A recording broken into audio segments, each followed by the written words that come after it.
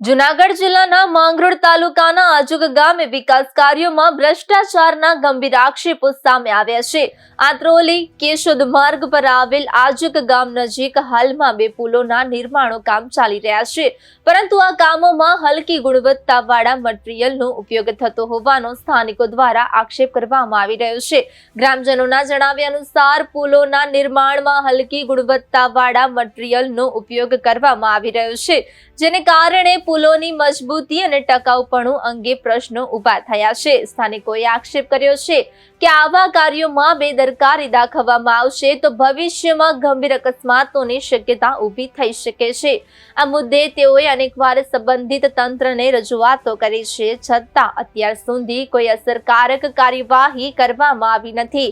પરિણામે ગ્રામજનોમાં ભારે રોષ ફેલાયો છે। ગ્રામજનો દ્વારા ઉચ્ચ અધિકારીઓ સુધી મામલો પહોંચાડી નિષ્પક્ષ અને ઊંડાણપૂર્વક તપાસ કરવાની માંગ ઉઠાવી રહ્યા છે। માંગરોળ તાલુકાના આજુક ગામનો વતની છું। અમે વર્ષોથી અહીંયા રહીએ છીએ અને પહેલાં જે પુલ હતો 1957 બનેલું એ પુલ વ્યવસ્થિત હતો। અત્યારે આ પુલની અંદર આની પહેલાં જે વિડીયો ઉતારેલ છે, વિડીયો મોકલેલ છે, એ વિડીયોની અંદર હાથે ખીલાસરી વાળી શકીએ એ નબળી ખીલાસરી અને સાવ જોઈએ રિજેક્ટ ખીલાસરી એવી ખીલાસરી વાપરેલ છે। કોન્ટ્રાક્ટરે આમાં કંઈ ધ્યાન દેતા નથી, કોઈ અધિકારી આવતા નથી। જો આવે તો અમારી ખાસ વિનંતી છે કે આવીને ચેક કરે।